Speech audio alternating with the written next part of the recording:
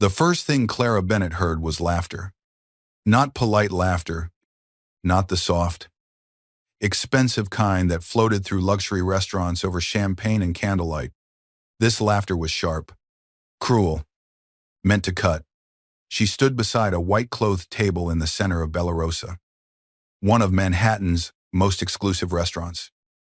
With one hand pressed protectively over the small curve of her stomach and the other clutching the leather folder her ex had thrown at her. Inside the folder was money, $10,000 in cash. An insult dressed as generosity. Evan Caldwell leaned back in his chair like a king, enjoying his own execution order. He wore a navy designer suit, a silver watch, and the same beautiful, empty smile Clara had once mistaken for love. Around them, wealthy guests slowed their forks. A woman in pearls whispered behind her wineglass. A businessman at the next table glanced at Clara's stomach, then quickly looked away, as if pregnancy were contagious when it belonged to a woman without power. Evan lifted his champagne flute. "Come on, Clara," he said, loud enough for everyone to hear. "Don't act dramatic. You wanted money. I gave you money." Her throat tightened. "I never asked you for money," she said. "No," Evan smiled wider. "Then why show up here with that tragic little face and a baby you expect me to feel guilty about?" The restaurant fell into a thicker silence. Clara could feel every eye on her, the host stand behind her, the marble floor under her worn black flats, the soft classical music that suddenly felt cruel because it kept playing, as if her humiliation were part of the atmosphere. She had not come to Bella Rosa to beg. She worked there 3 nights a week as a hostess because the tips helped pay for prenatal appointments her insurance barely covered. Evan had known her schedule. He had booked the central table on purpose. He had arrived with 2 friends, a blonde woman in a red dress, and a hunger to ruin what little dignity Clara had left. She had loved him once. That was the part she hated most. Not that he left when she told him she was pregnant. Not that he stopped answering calls. Not that his lawyer sent a letter accusing her of attempting financial blackmail. It was that once, before he became this man in front of her.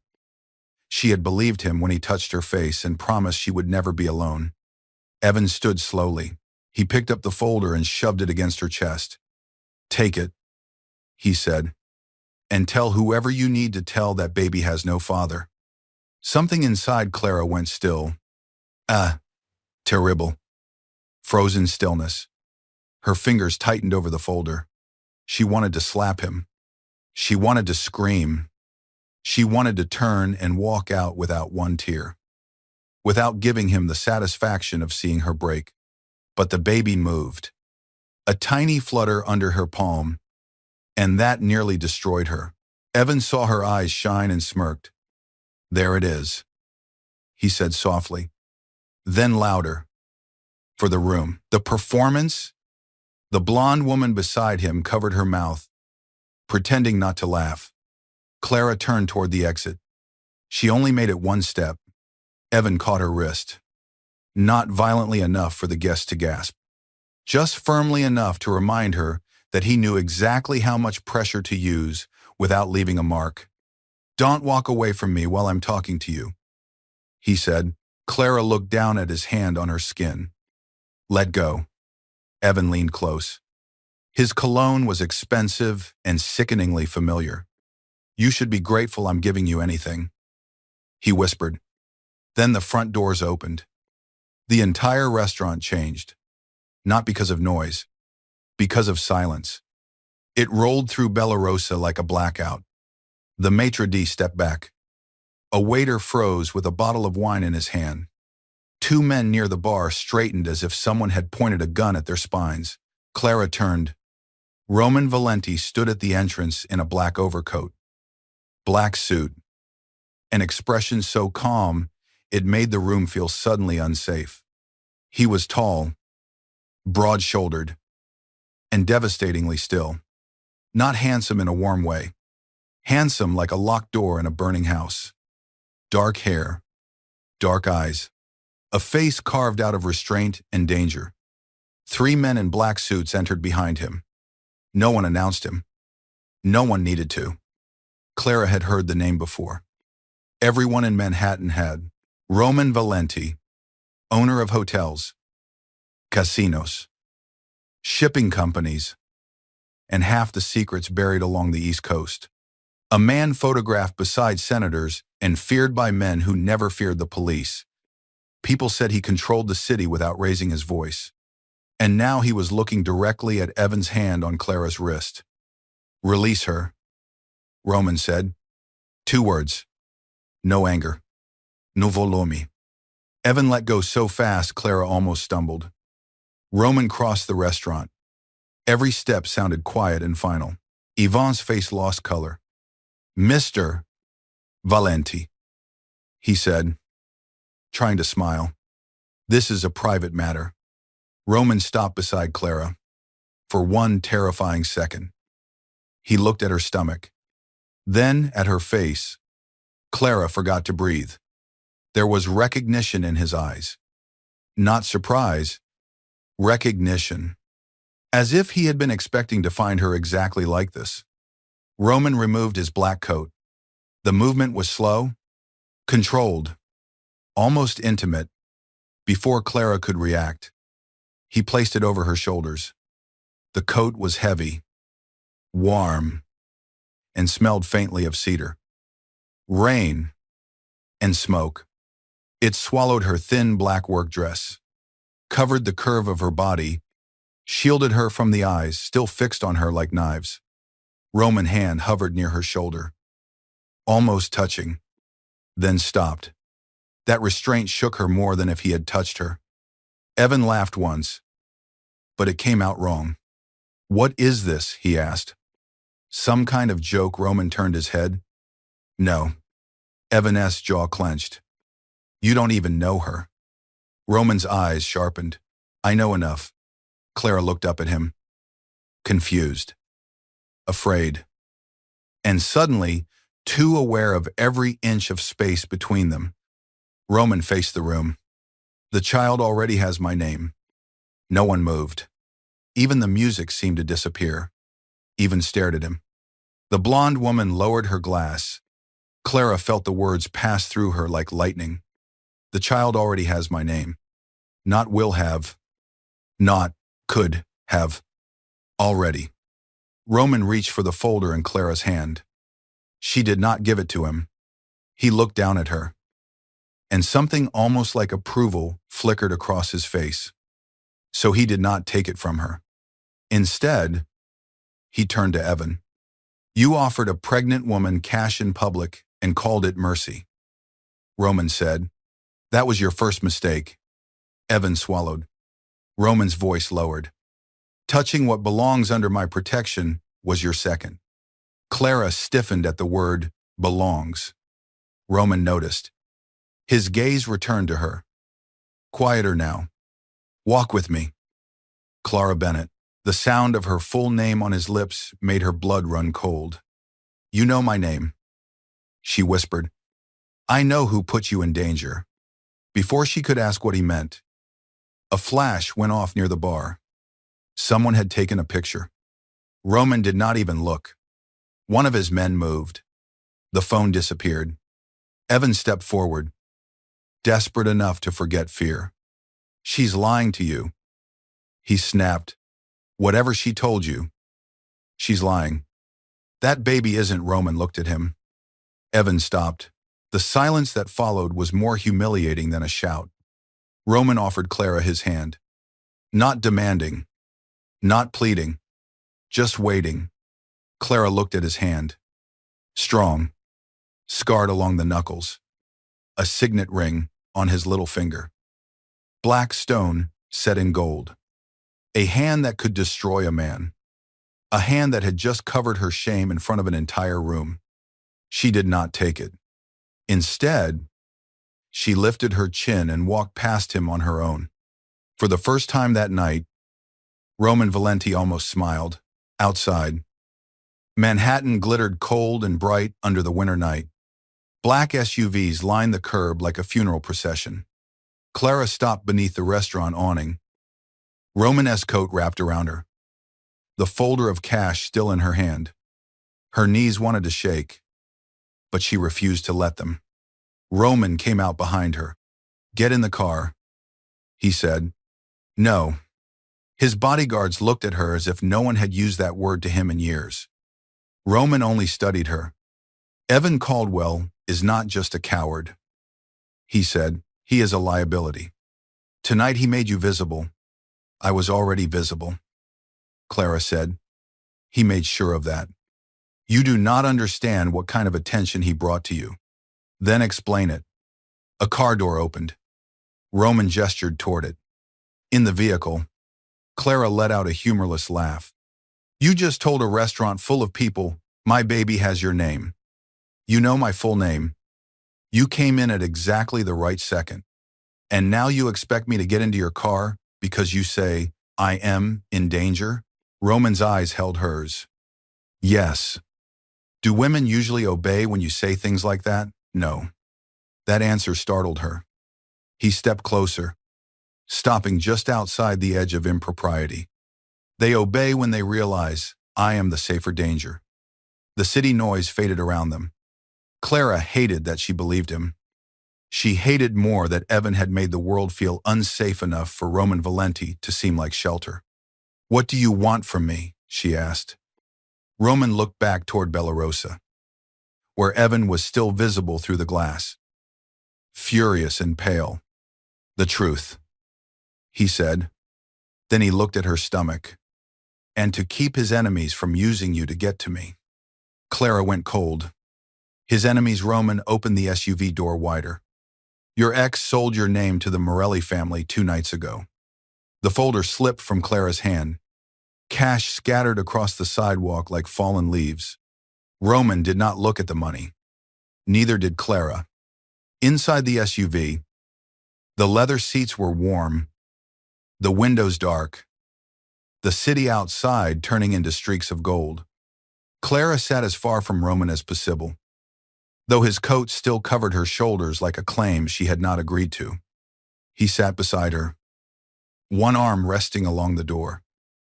His body, too, still for comfort. "What is the Morelli family?" she asked, though she already knew the answer in the hollow part of her stomach. "A rival organization," Roman said. "Old money, new cruelty, and Evan is involved with them. Evan owes them." "For what?"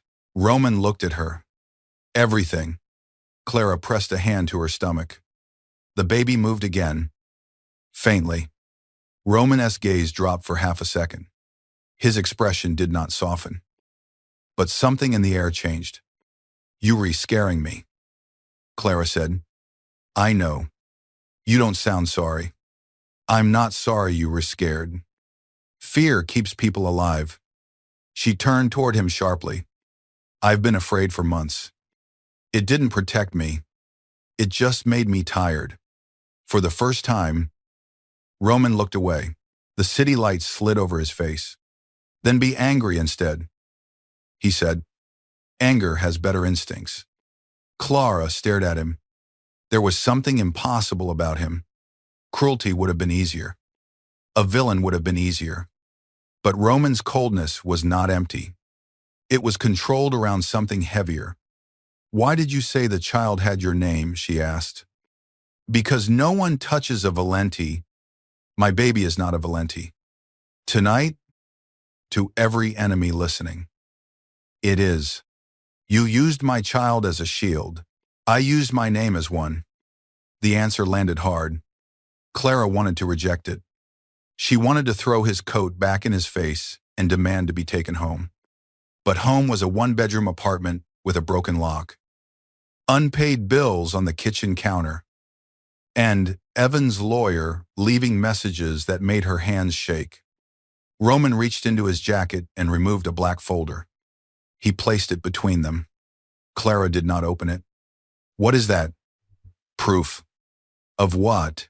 "That Evan Caldwell transferred your medical clinic information, your address, and your work schedule to Salvatore Morelli." Her heartbeat stumbled. My medical clinic, Roman's jaw tightened. Yes. Clara's voice dropped. How do you have this? I have people who watch men like Evan. But not me. Roman's silence was too long. Clara's stomach turned.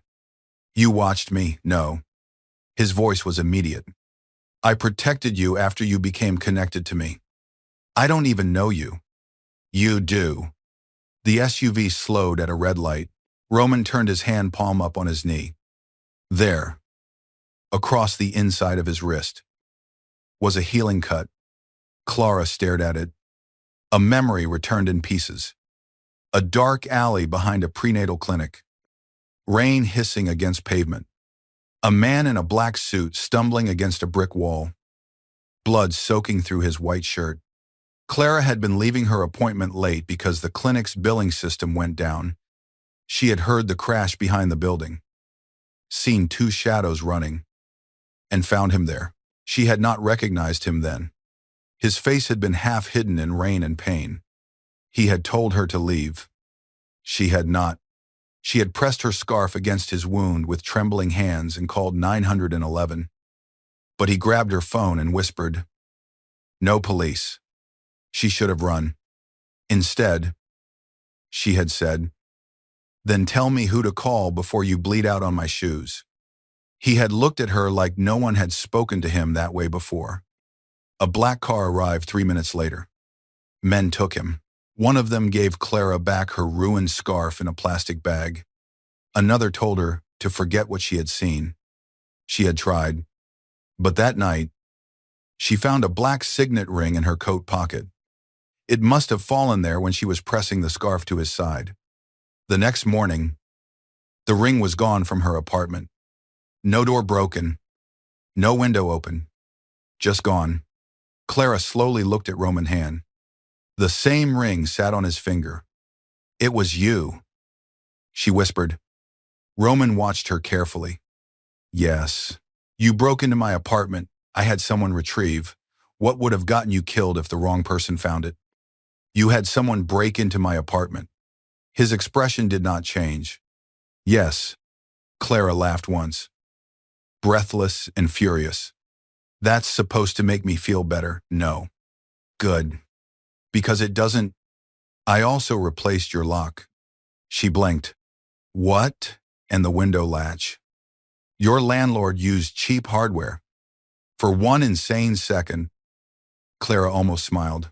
Then she remembered she was sitting beside a mafia boss who had secretly altered her apartment security after she saved his life in an alley. "You had no right," she said. "I know." Then why Roman looked out the window again. "Because the men who tried to kill me saw your face." The anger inside her faltered. Outside, Manhattan blurred past in cold silver light. Roman continued, "I kept distance because proximity to me is dangerous. Then Evans sold your information to Morelli, and distance became useless." Clara swallowed. "So that scene in the restaurant, I came to stop him before he pushed you into their hands. He was humiliating me. He was marking you as disposable." Her fingers curled around the edge of his coat. "Why would Morelli care about me?" Roman's eyes darkened. "Because your father left something behind before he died." The car seemed to lose air. Clara's father had died 6 years ago in a warehouse fire by the docks. A bookkeeping accident, the papers had said, and tragedy. A case closed before grief even knew how to stand. "My father was an accountant," she said. Roman nodded once. "For my family," the world tilted. Clara grabbed the door handle. Roman's hand moved, not touching her, but blocking the impulse. "Breathe," he said. "Don't tell me to breathe. Then don't faint in my car." She glared at him. That time, he almost smiled. Almost. Then the SUV turned into an underground garage beneath a hotel Clara had seen only in magazines. The Valenti Grand, Romanesque empire in black, glass, and gold light. As the car stopped, Clara realized something with a sickening clarity. Her humiliation at the restaurant had not been the beginning. It had been the moment all the hidden pieces finally came into the light. Roman took her to the penthouse because, according to him, safe houses were too predictable when enemies expected fear to hide in small places. The penthouse overlooked the city from 60 stories up. Floor-to-ceiling windows, dark marble floors, low golden lamps, a grand piano no one played. It looked less like a home than a place power came to sleep without dreaming. Clara stood in the living room, still wearing Romanesque coat. "I'm not staying here," she said. Roman handed his gloves to one of his men. "Yes, you are."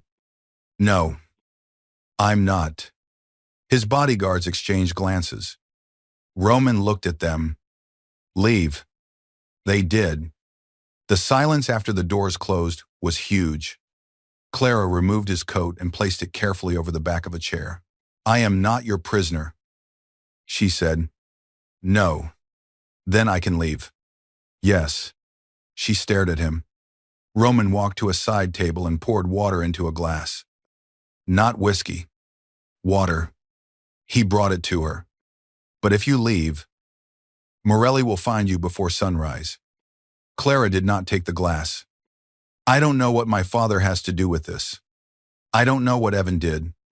I don't know why you think you can drag me into your world and call it protection." Roman held the glass there anyway. "Your father discovered that the Morellis and the Caldwells were laundering money through charity foundations and waterfront development contracts. He made a copy of the ledger before they killed him." Clara felt the room move. Killed him. Not died. Killed. She reached for the glass because suddenly her hands were shaking too badly to hide. Roman watched her drink. "He hid the ledger," Roman said. "No one found it." "Why are you telling me this now?" "Because Evan believes you have it." "I don't too. He thinks you don't know you have it." Clara thought of her father's old things. A box in her closet. A few books. His watch. A picture frame. A silver locket that had belonged to her mother. Her pulse changed. Roman saw it. What he asked? Nothing. Clara. The way he said her name was dangerous. Not loud. Not impatient. Dangerous because it sounded like he had already decided her life mattered.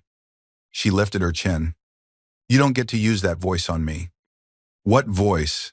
"The one that makes people confess things." His eyes stayed on hers. "Does it work?" "No." A pause. Then she said, "Maybe." Roman stepped back, giving her space like he understood the line before she drew it. That unsettled her more than arrogance would have. Clara set down the water glass. "If my father was involved with your family, then why didn't you protect him?" The question struck something.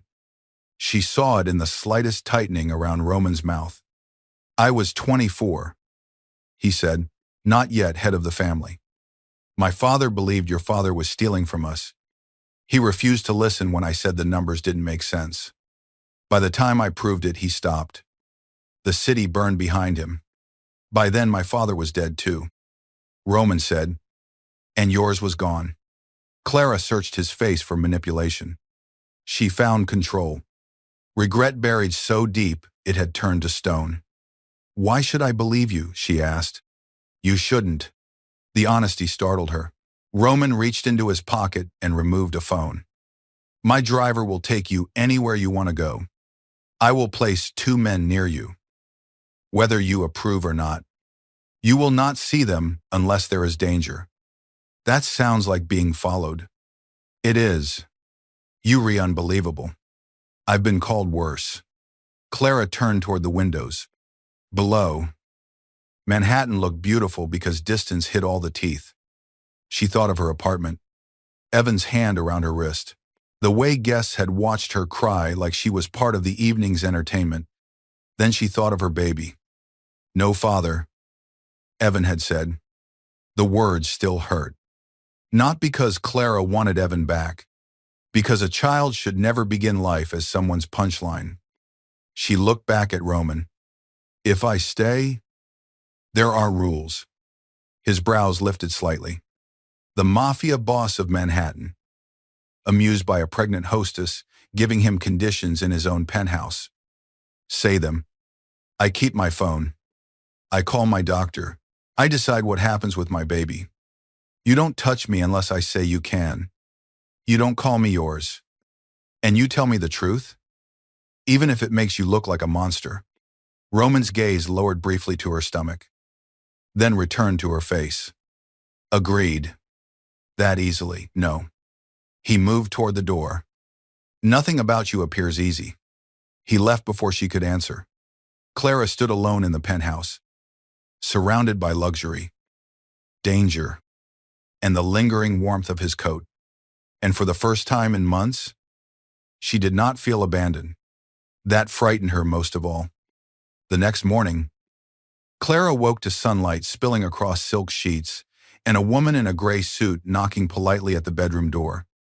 I'm Mara, the woman said. Mr. Valenti asked me to bring breakfast and prenatal vitamins. Clara sat up quickly. He asked you? Mara entered with a tray. He ordered. But he tries not to sound like that around pregnant women. Clara blinked. Mara's face remained perfectly serious. On the tray were toast, berries, eggs, and a small note written in black ink. Your clinic appointment has been moved to noon. Same doctor. Different entrance. Clara stared at the note longer than she wanted to. He moves fast, she said. Mara placed the tray down. He has to. By noon. Clara understood why.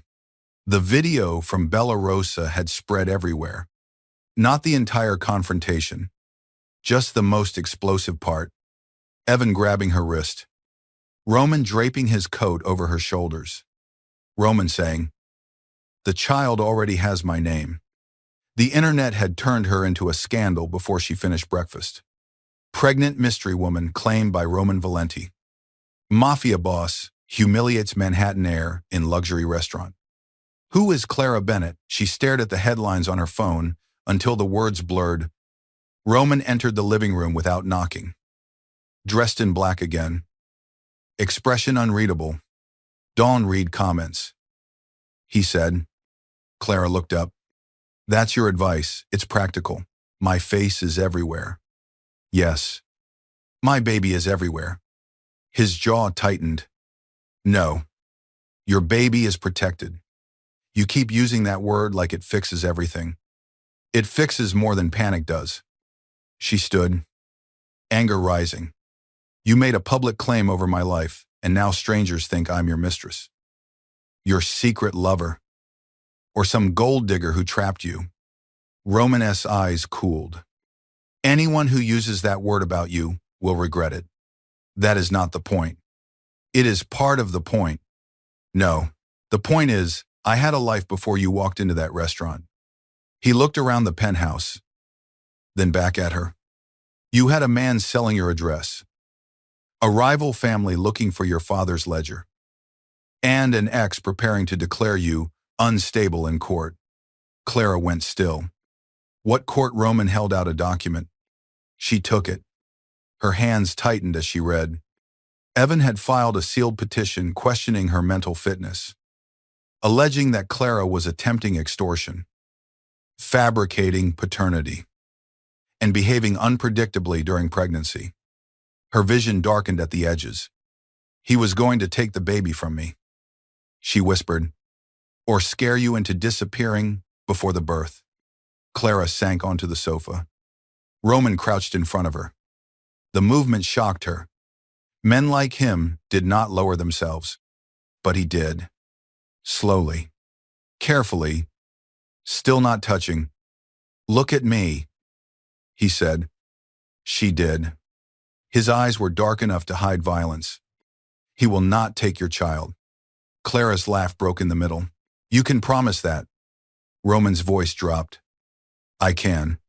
Something passed between them, fierce and intimate, before either of them had earned the right to feel it. His hand lifted. For one heartbeat. She thought he might touch her cheek. Instead, he stopped inches away and closed his fingers into a fist. Clara saw the restraint, felt it like a touch anyway. Mara appeared at the doorway. "Cars are ready." Roman rose. Clara stood too. Slower this time. "Where are we going?" "Your clinic." "With bodyguards?" "Yes." "With cameras outside?" "Probably." Clara exhaled. "I hate this." "I know." Roman handed her a pair of sunglasses. The gesture was absurdly normal. Clara took them. At the private clinic entrance, 3 black SUVs formed a wall between Clara and the street. Cameras flashed from across the road. Roman stepped out first, scanning the sidewalks. His men moved like shadows with earpieces. Clara hated how dramatic it looked. She hated more how safe it felt. Roman opened her door himself. "Stay close," he said. "I'm pregnant." "Not fragile." "I know the difference." The answer was so immediate, she looked at him. He offered his arm. She ignored it and stepped down on her own. A camera flash exploded. Someone shouted, "Clara, is Roman the father?" Roman's entire body changed. Not visibly to the crowd. Maybe, but Clara felt it. The air sharpened. She placed a hand on his sleeve before he could turn. "Dawn," she said quietly. He looked down at her hand, then at her face. For a moment, the dangerous man in him waited for her permission to behave. Then he nodded once. They walked into the clinic together. The appointment should have been ordinary. Blood pressure. Question. A soft-spoken doctor. The cold gel of the ultrasound wand. The grainy black and white image on the monitor. But nothing felt ordinary with Roman Valenti standing near the door like a war disguised as a man. Clara told herself she did not care that he was there. Then the heartbeat filled the room. Fast. Tiny. Unmistakable. Clara's breath caught. She looked at the monitor and forgot the scandal. The fear. The headlines. The men waiting outside. Her baby was there. Alive. Real. Not Evan's insult. Not Roman's claim. Hers. Tears slipped down her temples before she could stop them. The doctor smiled. Strong heartbeat. Clara nodded. Unable to speak. She glanced toward Roman without meaning to. He had not moved. But his face had changed. Not softened. Broken open in one silent place. His eyes were fixed on the monitor. And for the first time since she met him, Clara saw fear. Not fear of bullets. Not fear of enemies. Fear of wanting something innocent near him. When the doctor left to print the image, Roman approached slowly. Clara wiped her eyes. Don't say anything dramatic, she warned. I wasn't going to. Good. A pause. Then Roman said, It sounds like a bird trapped in a cathedral. Clara looked at him. The line was so strange, so unexpectedly beautiful, that she almost cried again. He looked embarrassed by his own honesty and turned away. That was when the glass outside the clinic room shattered. Roman moved before Clara understood the sound. His body covered hers as the wall behind them cracked from gunfire. The ultrasound photo fluttered to the floor. Clara screamed. Roman pulled her down behind the exam table, one arm around her shoulders, the other already holding a gun she had not seen him draw. Stay under me, he said. The tenderness in his command terrified her more than the bullets.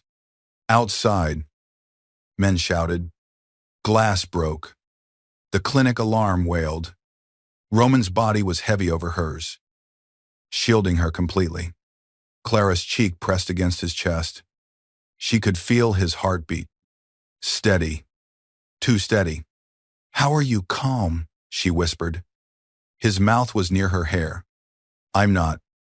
A bullet struck the doorframe. Roman fired once. The sound cracked through the room. Clara closed her eyes, one hand over her stomach, the other gripping his shirt. Roman. she whispered. He looked down at her. There was blood on his collarbone. Not much. A shallow cut from glass. But seeing it made something wild rise in her. Are you hurt? His eyes flickered. You re-asking me that now? Yes. For one breath. The violence outside disappeared. Then his men stormed the hallway. Clear! Someone shouted. Roman did not move off Clara immediately. He stayed there, covering her, breathing controlled but rough. Only when she said his name again did he shift back. His hand hovered near her stomach. Did anything hit you? No. The baby, I think we were okay. His jaw clenched so hard it looked painful. The doctor rushed in, pale but alive. Roman allowed her near only after Mara snapped. Move. Roman. Before I sedate you myself. Clara almost laughed from shock. 15 minutes later, she was being rushed through a back corridor in Roman's arms. I can walk, she protested. No. Roman. No. His shirt was torn. Blood streaked one side of his neck from the glass cut. His face was calm, but his arms held her like the world had tried to steal something from him and failed only by seconds. Outside the emergency exit, black SUVs waited. As he carried her into the vehicle, paparazzi cameras caught the moment. By nightfall, the image was everywhere. Roman Valenti carrying pregnant Clara Bennett out of a shot-up clinic. His white shirt stained, his face murderous, her hands clutching his shoulders. The city called it scandal. Clara knew better. It was war. Roman took her not to the penthouse, but to a house north of the city surrounded by iron gates, winter trees, and silence. The Valenti estate looked like something built by a man who did not trust heaven to keep anyone safe. Stone walls, tall windows, security lights hidden in the garden, a driveway long enough to make escape feel theoretical. Clara sat in the library while a doctor checked her again. The baby's heartbeat remained strong. Roman stood outside the glass doors, speaking to men in low voices. She watched him through the reflection. He had not changed his bloody shirt, a ridiculous detail to notice, an impossible one to stop noticing. When the doctor left, Clara found Roman in the hallway. You need stitches, she said. He glanced at her. I've had worse. Congratulations.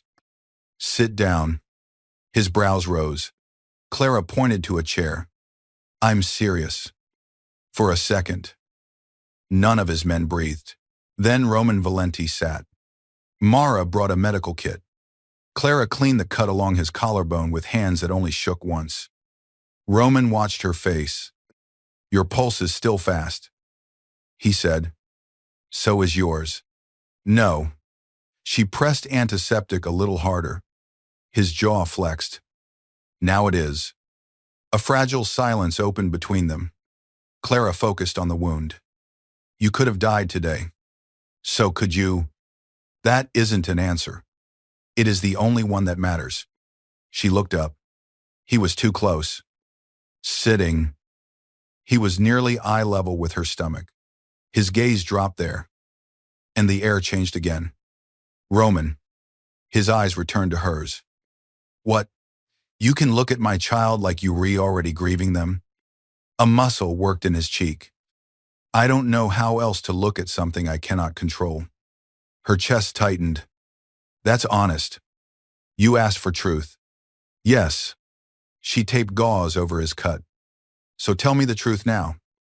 Did Morelli attack the clinic because of me or because of you? Roman was silent. Clara stepped back. That's what I thought. Clara, no. Truth. Remember, he rose slowly. Both. She turned away. Anger and fear twisting together. Roman continued. Morelli wants the ledger. Evan thinks your father hid it in something you inherited. The attack was meant to scare you out of hiding and force me to move openly. And you walked right into it. I walked between you and it. She faced him. You keep saying that like it makes the danger romantic. His eyes hardened. Nothing about bullets near you is romantic. Then stop acting like your protection is enough. What do you want me to do? Let me fight. The words surprised both of them. Clara placed both hands on her stomach, grounding herself. I am tired of powerful men making decisions over my life. Evan decided I was disposable. Morelli decided I was leverage. You decided I was protected. Everyone keeps deciding what I am. Roman stared at her. Then decide, he said. She blinked. What? Decide what you want to be. It should have been a challenge. It felt like a door opening. Clara breathed in. I want to find what my father left. I want Evan exposed in public. Legally. So he can never touch my child. I want Morelli stopped. And I want you to stop talking about me like I'm a territory you're defending. Roman stepped closer. The space between them tightened. And what do you want from me? The question was too intimate. Clara should have said nothing. Instead, her voice lowered. I don't know yet. His eyes moved over her face. Controlled and burning. That is the most dangerous answer you could have given me. She did not move away. He almost touched her again. Almost. His fingers lifted toward the edge of her hair, where a strand had fallen across her cheek. Then he stopped himself. Clara felt the absence like heat. Why do you keep doing that? She whispered. His voice was rougher than before. Because if I touch you before you trust me, I become no better than every man who took choice from you. Her heart hurt. Roman's phone rang. The moment shattered. Roman stepped back and answered. His expression changed within seconds. What Clara asked. He ended the call. Evan is at your apartment. They arrived too late to stop the damage. Clara's apartment door hung open. Her books were ripped apart. Drawers emptied. Baby clothes thrown across the floor. Her father's old box overturned in the bedroom. Clara stood in the middle of the destruction and felt something inside her go dangerously quiet. Roman's men searched the rooms. He was looking for the ledger. Roman said. Clara knelt beside the ruined baby clothes. A tiny yellow onesie lay trampled near the bed.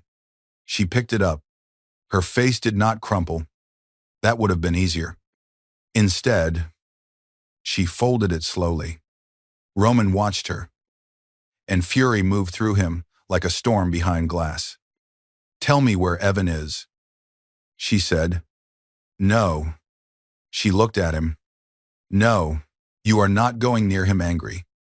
You do. I am professionally angry. Despite everything, a broken laugh escaped her. Roman's mouth softened for half a second. Then Clara noticed the silver locket on the floor. Her mother's locket. The chain was broken. She reached for it. But Roman moved first. Not taking it. Just kneeling beside her as if the floor itself had become sacred because she was on it. Clara opened the locket. Inside was the faded photo she knew by heart, her mother smiling.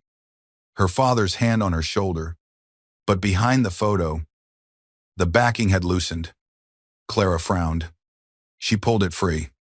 A tiny black data chip fell into her palm. Neither of them spoke. The city noise outside seemed to vanish. Roman's voice was very quiet. Your father hid it with the person he trusted most.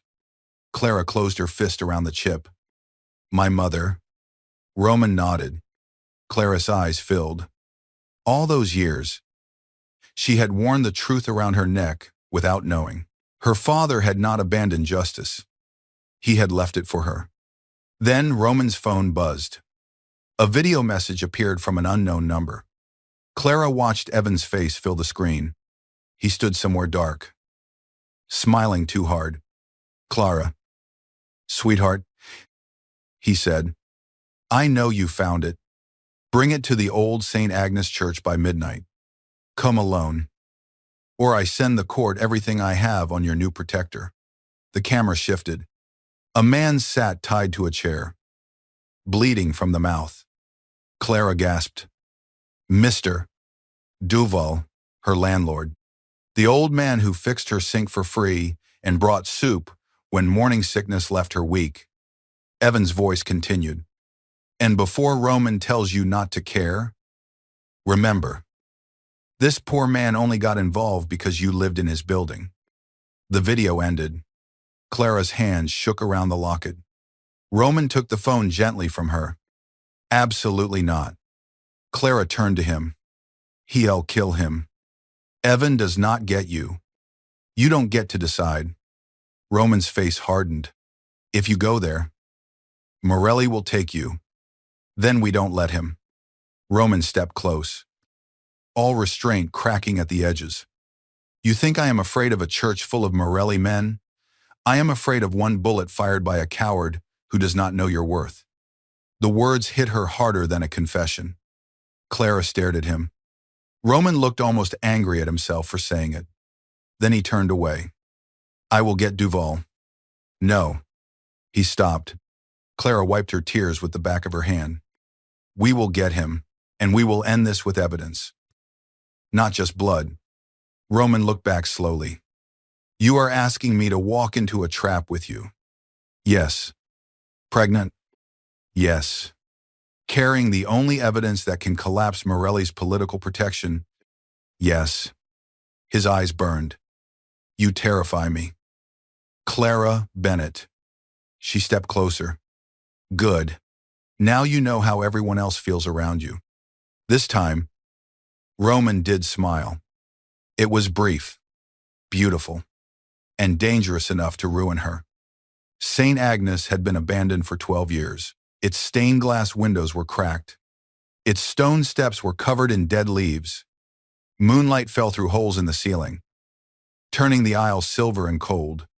Clara entered wearing Roman's black coat again. Not because he put it on her, because she chose it. Underneath, hidden beneath her dress, Mara had strapped a recording device against her side. The data chip in Clara's locket was fake. The real one was already being copied by Roman's attorney, an ex-federal prosecutor who looked at Roman like he was a migraine in human form. Roman waited outside with his men. That had been Clara's condition. Hers to enter. His to strike only when needed. Every step down the aisle echoed. Evan stood near the altar with a gun in one hand and Mr. Duval kneeling beside him. Salvatore Morelli emerged from the shadows behind him, silver-haired and smiling like a grandfather carved from poison. Clara Bennett, Morelli said. Your father's eyes. Clara kept her hand over her stomach. Let him go. Evan laughed. Even here, in a dead church. He found a way to sound small. You always were dramatic. Clara looked at him. No, I was loyal. You mistook that for weakness. His smile twitched. Morelli stepped forward. The chip. Clara touched the locket. First, Mr. Duval walks out. Evan raised the gun. You don't bargain here. Clara's fear rose. But beneath it was something Roman had taught her without meaning to. Stillness. She looked Evan directly in the eye. You denied your child in a restaurant because you were afraid of losing money. You filed court papers because you were afraid of responsibility.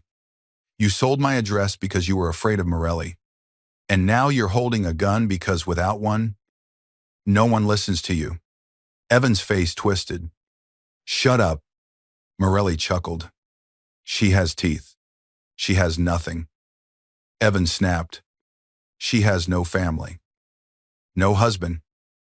No power. The church doors open. Wind rushed in. Roman Valenti walked through with bloodless calm. Black suit. Black gloves. And murder in his eyes. She has me. Men moved in the shadows. Guns lifted. For one suspended second. The entire church balanced on a breath. Evan grabbed Clara, pulling her back against him.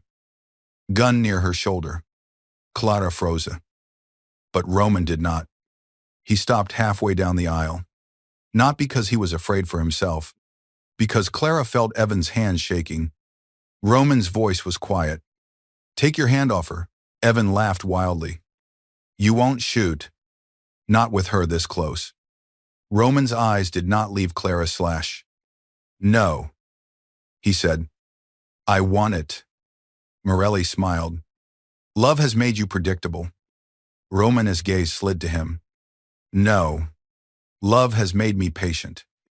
The word love cracked through Clara's chest. Evan heard it too. His grip tightened. Clara remembered Roman shielding her at the clinic. Roman stopping himself from touching her. Roman kneeling in front of her with water in his hand. Telling her not to trust him too easily. She made a decision. Her heel came down hard on Evan's foot. At the same time, she drove her elbow back. Evan shouted. Roman moved. The church erupted. Clara fell to the side as Roman reached her, pulling her behind a stone pillar with one arm. Gunfire shattered glass overhead. Men shouted. Morelli's guards scattered through the pews. Roman covered Clara with his body, but she grabbed his face with both hands. "Duval," she said. Roman looked toward the altar. Mara was already there, cutting the old man free. Evan stumbled toward the side door. Clara saw the recorder light under her dress still blinking. Morelli did too. His face changed. "You recorded this." Clara stood behind Roman, one hand over her stomach. "My father taught me to keep copies." Morelli raised his gun. Roman fired first.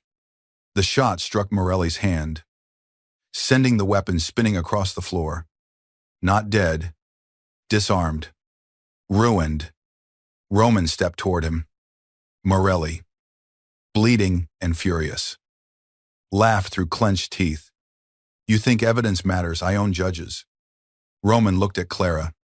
She nodded once. Outside, sirens rose. Not police bought by Morelli.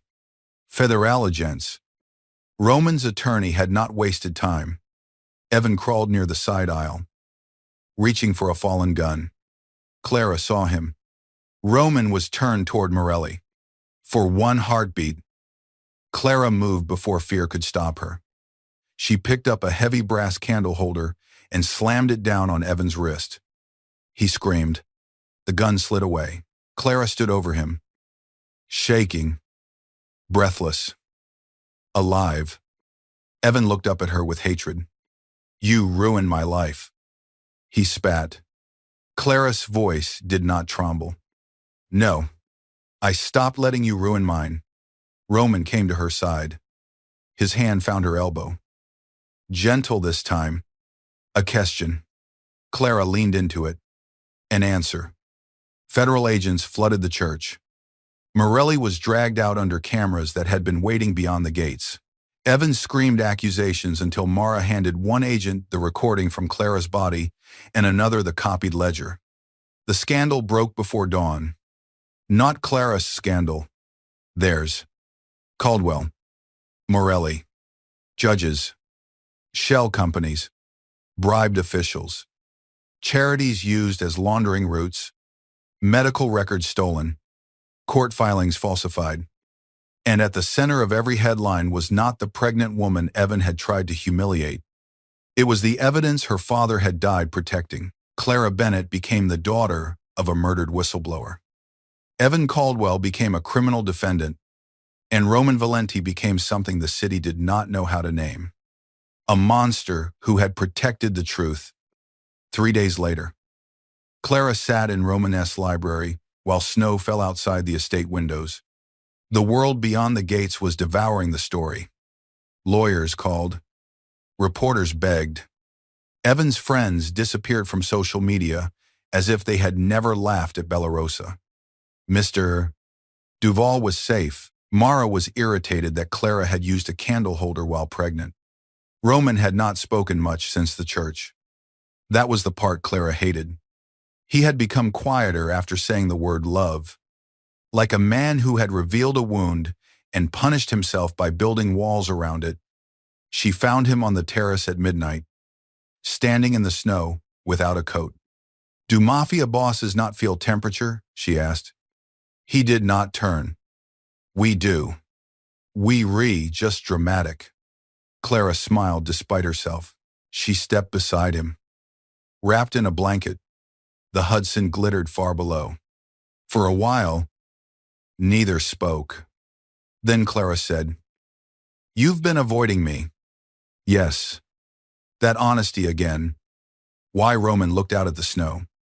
"Because you are safe now." The words hurt more than she expected. "So you think that means you leave?" "I think it means you finally get to choose without fear." Clara turned toward him. "And you decided my choice for me by disappearing inside your own house." His mouth tightened. "I am not a good man." "Clara, I know." He looked at her then. She stepped closer. "You are dangerous. Controlling. Infuriating. You broke into my apartment to retrieve a ring." "To retrieve a ring," she repeated. "And somehow that is not even the strangest part of this story." His eyes softened at the edges. Clara's voice lowered. "But you also protected me when no one else did. You told the truth when lying would have made you look better. You stopped yourself from touching me because my choice mattered to you. You gave my father justice." Roman was very still. "That does not erase what I am." "No," she said. "It shows me what you do with it." Snow gathered in his dark hair. Clara reached up and brushed it away. This time, Roman did not move first. He let her choose the touch. His eyes closed for half a second. The sight of that restraint breaking gently, not violently, made her chest ache. "I am afraid," he said. The confession was so quiet the snow almost took it. Clara's hand stilled against his cheek. "Of what?" His eyes opened. "Of wanting a life I have no right to stand inside." Clara looked down at her stomach, then back at him. "You stood between us and bullets. That is easier than breakfast. Easier than bedtime stories.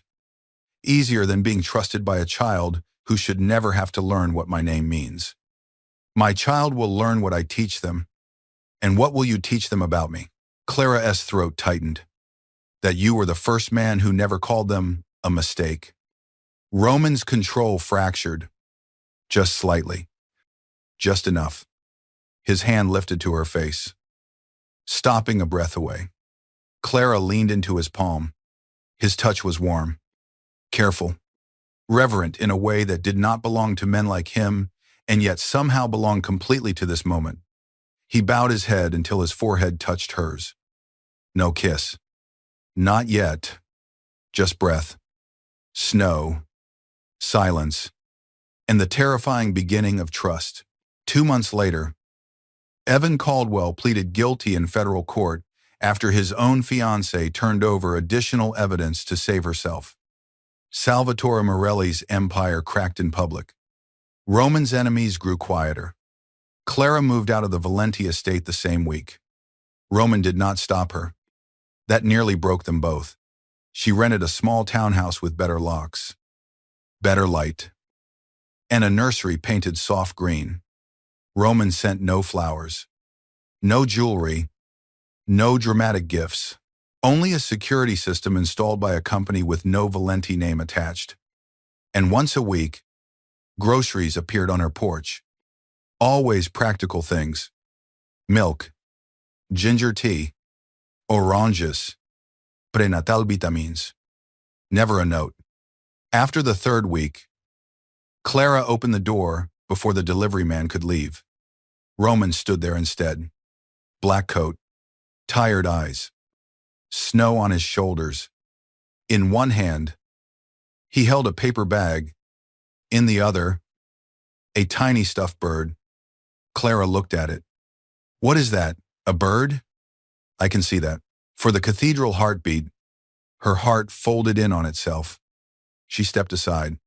Roman entered her townhouse like a man entering a church he was afraid to damage. He looked at the nursery from the doorway, not crossing the threshold until she nodded. The crib was half-built. Clara pointed to it. "Do you know how to assemble furniture?" Roman removed his gloves. "I dismantle organizations. That wasn't the question. No. Good. We'll learn.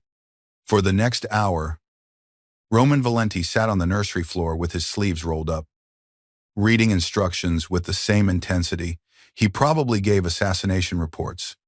Clara laughed when he installed one piece backward. He looked offended. The sound of her laughter startled them both. It filled the room with something neither of them knew how to handle. Hope. Ladder. As the crib stood mostly straight, Clara sat in the rocking chair, one hand on her stomach. Roman knelt to tighten the last screw. The baby kicked. Clara gasped softly. Roman looked up instantly. What? She kicked? The word hung between them. She. Roman's face changed. Clara had not meant to tell him that way. But there it was. A daughter. Roman stared at her stomach like the universe had placed a loaded gun and a miracle in the same room. Clara smiled faintly. Do you want to feel? The question stopped his breathing. He looked at her face first. Not her stomach. Her face. Making sure. Clara nodded. Roman moved slowly, as if any sudden motion might scare the moment away. He placed his hand over the curve of her stomach, warm and impossibly gentle. For several seconds, nothing happened. Then the baby kicked beneath his palm. Roman went utterly still. Clara watched emotion move through him with nowhere to hide.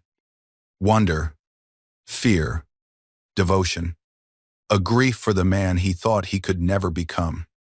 His voice was rough. She's strong.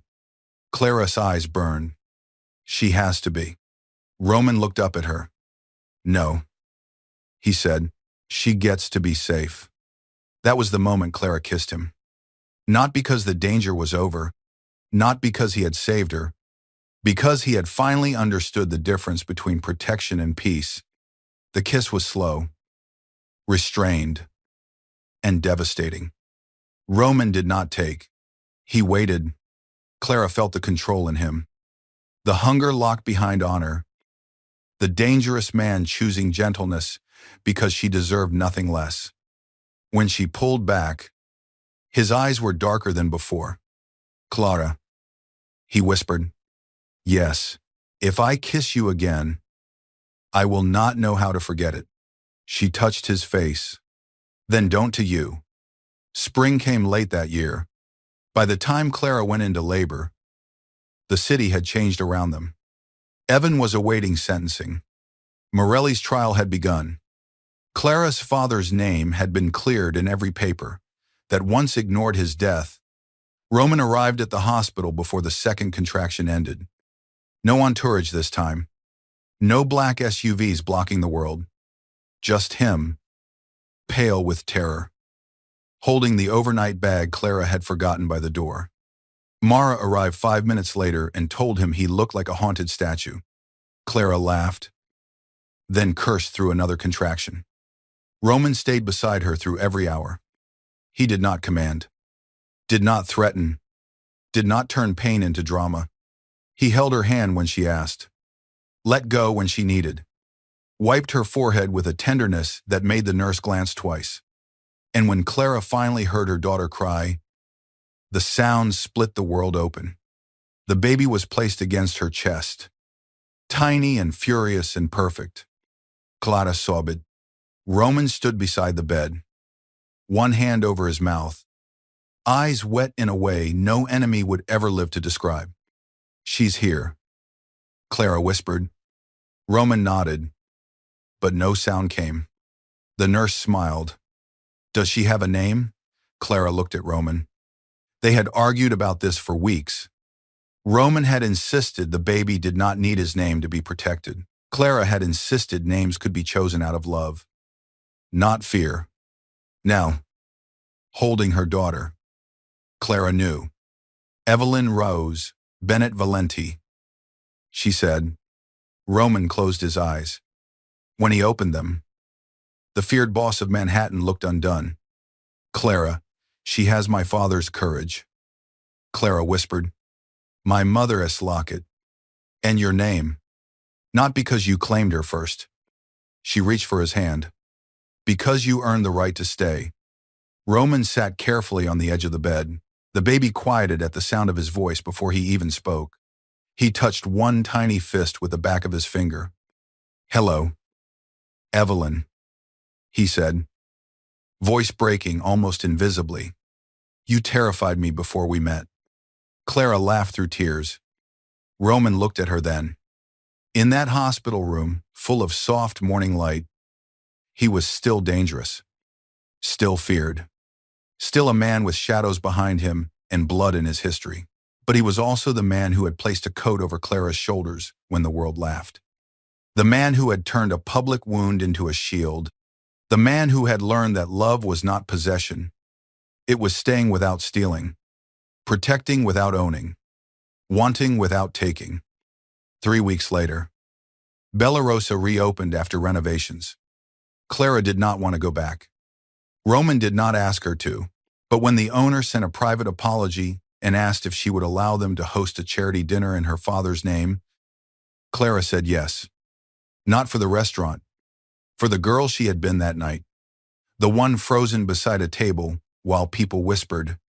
She returned wearing a deep emerald dress, her daughter sleeping safely at home with Mara, and Roman beside her in black. This time, no one laughed. Guests stood when she entered. Some out of respect, and some out of fear. Clara accepted both. At the center table, the same one where Evan had thrown cash at her, there was no folder now. Only a framed photograph of her father and a small silver plaque announcing the Bennett Foundation for Witness Protection and Family Advocacy. Roman stood behind Clara as she looked at it. You did this, she asked. No, he said. You did. She glanced at him. He added, I paid for it. Clara smiled. Of course you did. A waiter approached nervously with champagne, then remembered and offered sparkling water instead. Clara took it. Across the room, cameras waited outside the glass. But they were no longer predators. They were witnesses. Roman leaned close, his voice low enough for only her. Are you all right? Clara looked around the restaurant. She saw the table, the marble floor, the place where shame had almost swallowed her. Then she saw Roman's coat over the back of her chair, waiting in case she got cold. I am now, she said. He held out his hand. This time, she took it. Not because she needed rescuing, because she had chosen who was allowed to stand beside her after the rescue ended. Roman brought her hand to his lips, not caring who watched. The room went silent again, but this silence was different. No cruelty, no judgment, only the sound of a woman reclaiming the place where she had once been broken, and a dangerous man bowing before the family he never believed he deserved. Outside, Manhattan glittered in the night. Inside, Clara Bennett stood beneath golden light with Roman Valenti's hand wrapped around hers. No longer hidden, no longer ashamed, no longer alone. And somewhere miles away, in a nursery guarded not by fear but by love, Evelyn Rose Bennett Valenti slept peacefully beneath a tiny stuffed bird. The child, Evan had said, had no father.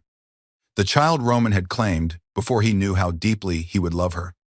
The child who had not been born into scandal after all, but into a story powerful enough to make even the darkest men believe redemption could have a heartbeat.